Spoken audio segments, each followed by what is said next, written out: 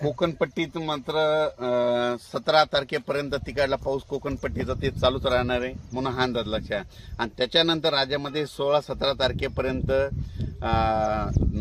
धुळे जिल्हा, जळगाव जिल्हा, नंदुरबार, त्याच्यानंतर जळगाव जामोद, त्याच्यानंतर बुलढाणा, त्याच्यानंतर परतवाडा, त्याच्यानंतर अमरावती, अकोला, अकोट, अचलपूर, वर्धा, नागपूर हे पट्ट्या मात्र 17 तारखेपर्यंत पावसाच्या सरी चालू राहणार आहे.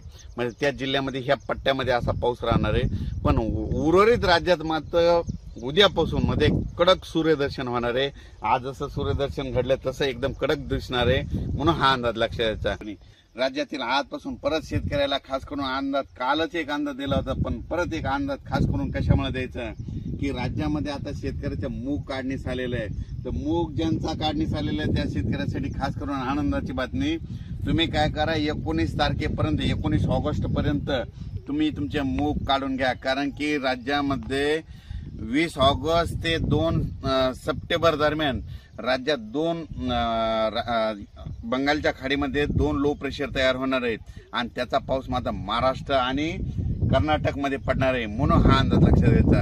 म्हणून सर्व शेतकऱ्याला सांगू इच्छितो की राज्यामध्ये आजपासूनच काही भागात सूर्यदर्शन होणार आहे.